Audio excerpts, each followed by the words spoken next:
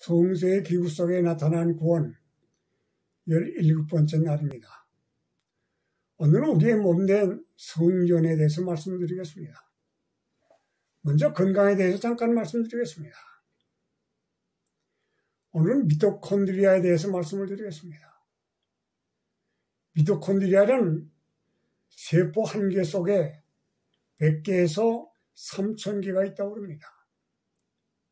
그것은 산소와 또한 영양이 미토콘드리아에 가게 되면은 전해질에 의해서 점화가 되어서 타게 됩니다.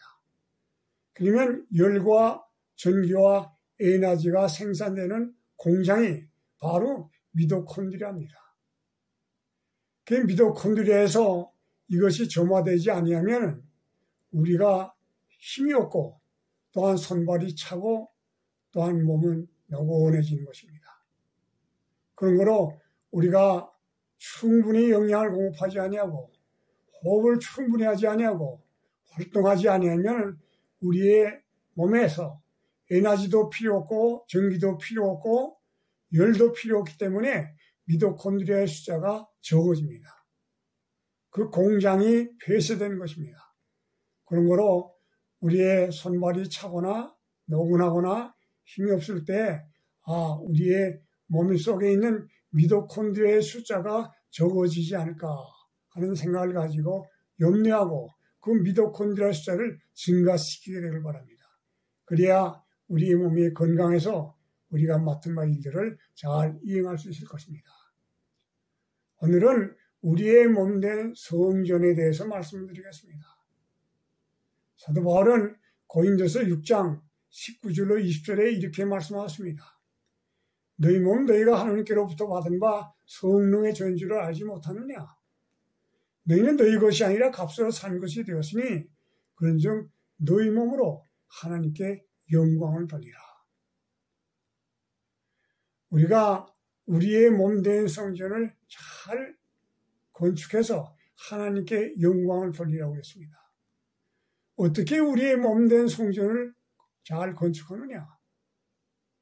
히브리 8장 5절에 이렇게 말씀하셨습니다.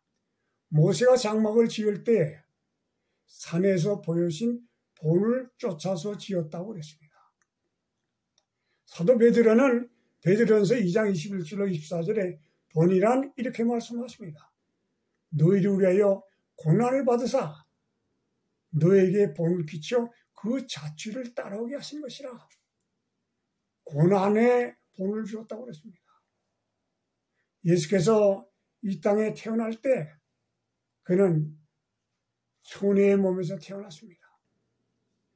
십자가에 돌아가시기까지 33년 반 동안 사신 동안에 여러 가지 어려움에 직면하였습니다. 마지막에는 가장 악한 죄인들이 죽임을 당하는 십자가에 못 박혀서 죽게 됐습니다. 왜 이런 고난을 받습니까?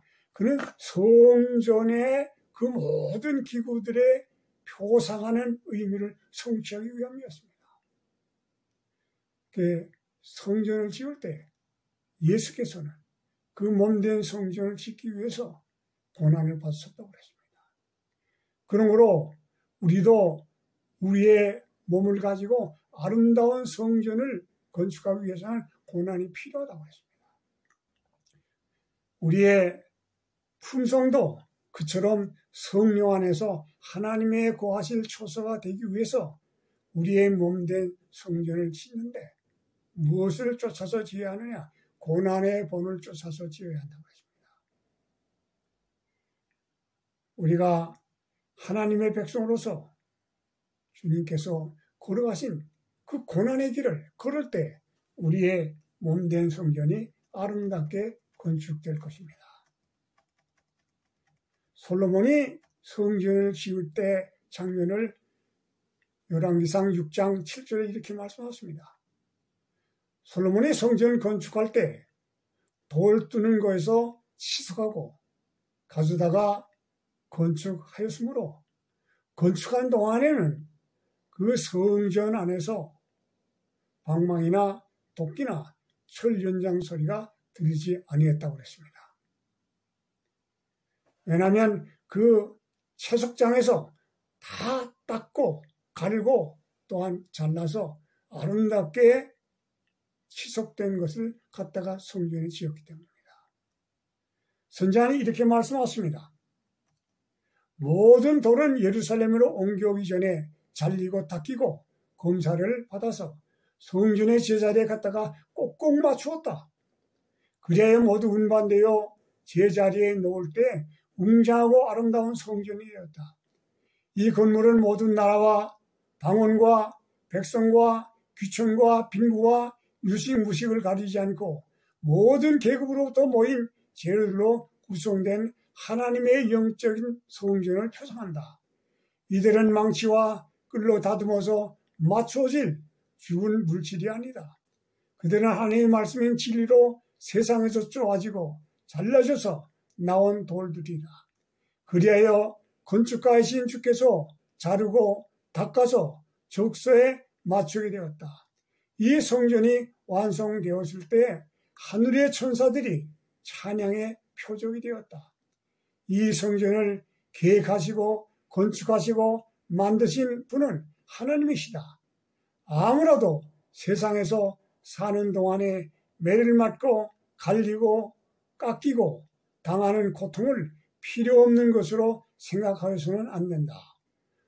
오랫동안 죄악 세상에서 물리어진 습관을 완전히 벗어나 하나님께서 하나님의 민족으로서 함께 섞여서 살기 위해서 하나님께서는 그들을 이와 같이 하셨다. 이렇게 될 때 그리스도 안에서 완전한 연합이 이루어질 수가 있다. 교회에 보낸 권면 2권 515페이지에 이렇게 말씀하십니다. 왜냐하면 우리가 이 세상에서 아름다운 성전이 되기 위해서 솔로몬이 성전을 지을 때에 그 행한 것과 같이 여러 가지 어려운 고난과 또한 신을 통해서 우리의 모난 성격들을 닦고 갈리고 잘려져서 아름답게 우리의 품성이 형성돼서 하늘의 성전을 이루는 일에 우리가 한 모퉁이의 한 부분의 한 재료가 될 수 있다고 그랬습니다. 그러면 너희도 성령 안에서 하나님의 과실을 초서가 되기 위하여 예수님 안에서 지어져야 한다.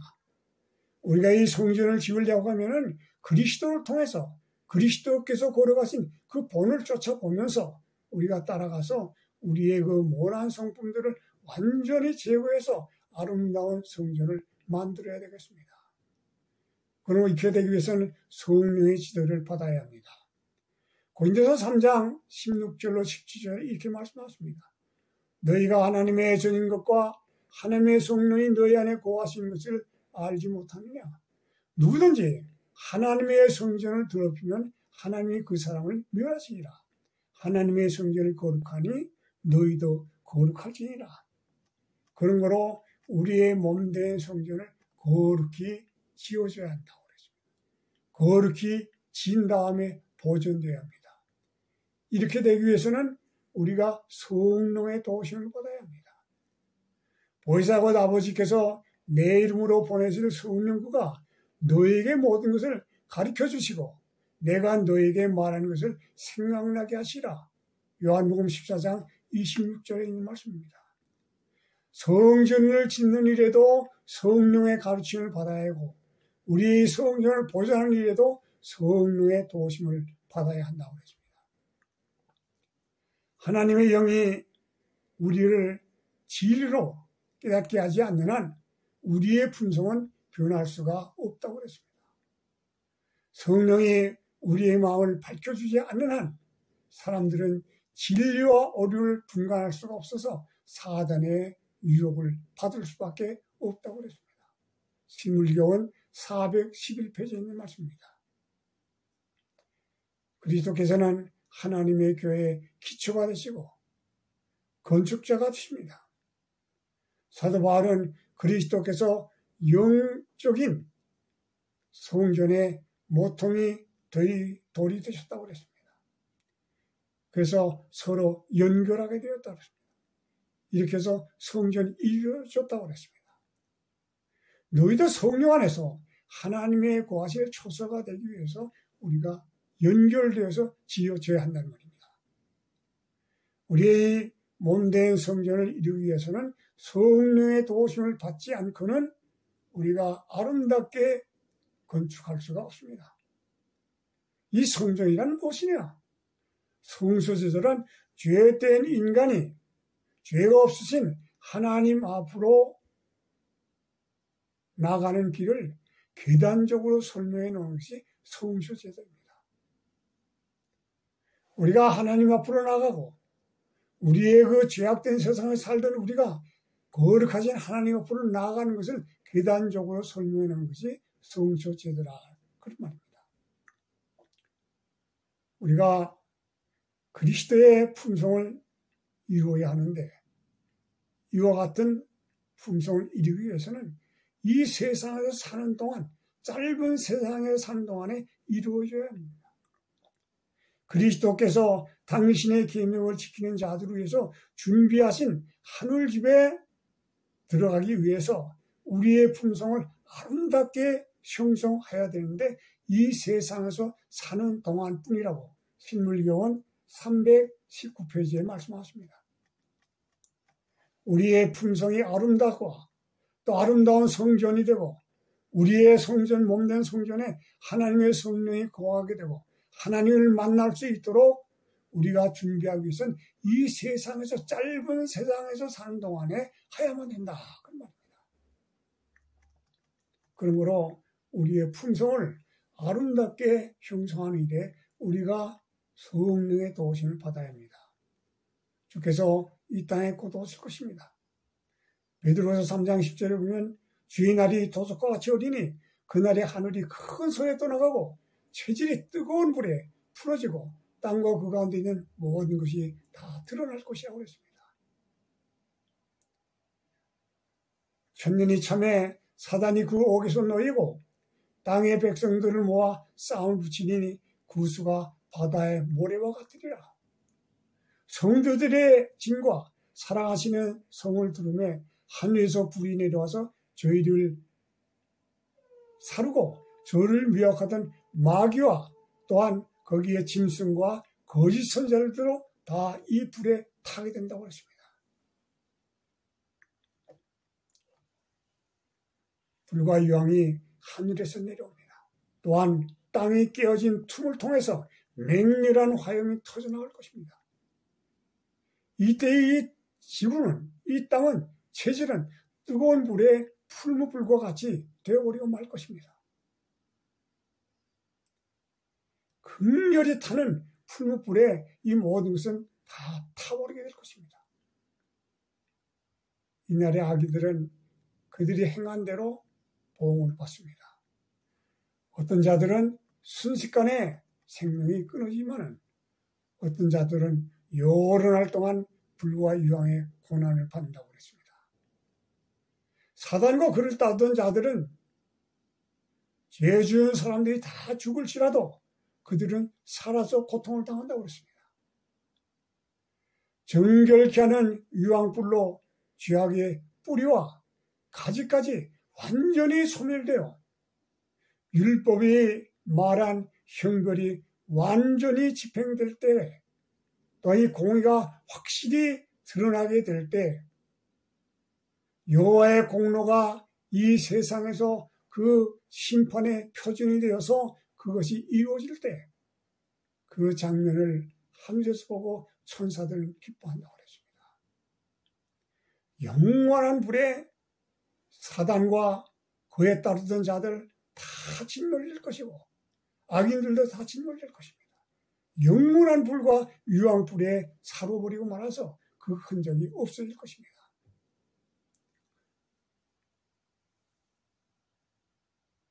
유다서 7절에 보면 이런 말씀이 있습니다. 소돔과 고모라와 그 이웃 도시들이 간음을 행하다가 영원한 불의 형벌을 받았다고 그랬습니다. 영원한 불이라고 하는 것은 영원히 탄다는 말이 아닙니다. 완전히 소멸되는 것을 말합니다. 소돔과 고모라가 있던 것은 오늘날 사해바다입니다. 사해바다에 가면 소돔과 고모라의 흔적이 볼 수가 없습니다. 사해바다는 소돔과 고모라는 영원한 불에 탔다고 그랬습니다. 완전한 소멸을 말합니다. 그런 거로 이 세상에 모든 것들은 완전히 소멸되어 흔적이 보이지 않을 것입니다. 이때의 죄인들, 이때의 모든 죄에 관계되는 모든 것들은 완전히 사라져서 흔적이 보이지 않을 것입니다. 이때에 살아남을 죄인들은 아무도 없습니다. 우리들은 살아있는 동안에, 이 지상에 사는 동안에 우리의 생애를 완전히 정리하고 아름답게 형성해서 아름다운 성신이 되어서 성령이 임재하는 거룩한 종으로서 하나님의 성령이 임재할 수 있는 거룩한 백성들이 되어야 되겠습니다. 아무쪼록 남은 생애 동안 우리의 생명이 길지 않습니다.